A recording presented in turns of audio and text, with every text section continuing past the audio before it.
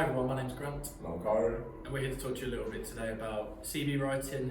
Obviously we're in a candidate-led market for majority of industries at the minute, as you probably see on the news daily.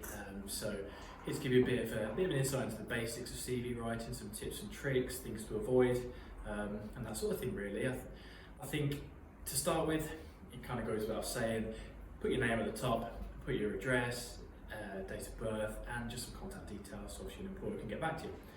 And then you want to run into a bit of an intro really. So in an intro we see often, obviously we see a lot of CVs and we see often very generic sort of things really. So you want to really try and tailor that intro to you as a person and obviously the job you're applying for.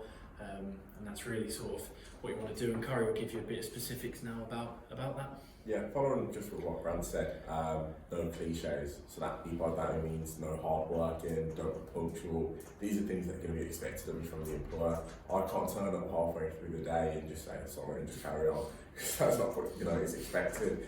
I'd probably tailor it more to yourself. So for me, it'd be I'm ambitious. It'd include where I want my career to go going forward. I wouldn't put necessarily, like I said, the punctuality, hard working, and a quick learner, because these are things that are going to be expected anyway.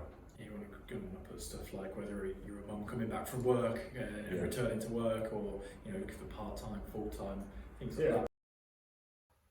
The next segment to put into the CV is your work experience.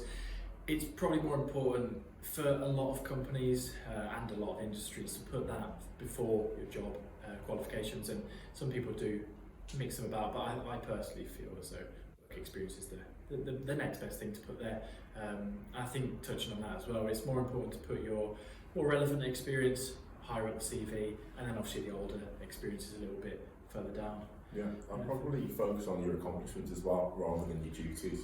In my field of work, optics, if I'm putting someone forward and they've done a certain role, I'm speaking to someone who really knows what that role consists of. Sell yourself. This is your part to sell yourself without even speaking to anyone. So your CV, in that work experience part, it needs to put your kind of accomplishments forward first. The next part of the CV is usually the school experience, school qualifications. At this stage, I'd just say generalise it. There's a flip side for both. So if you've just left college or university and you've earned X amount of qualifications, or you've been there X amount of years, don't add every single qualification over every single year. Just generalise it. I've had X amount of qualifications between these years, and then on the flip side, as Grant said, someone that's been in an industry for 20 plus years, you're either qualified or you've been to these kind of institutions. Just add, I've been to university or I've been to college, and then we'll know the rest. In this instance, it's really quality over quantity. Yeah, pretty much agree. Yeah, I was looking at my sisters the other day, and I'm sure she won't mind me using her as an example. And on there, she listed every single GCSE that she's had.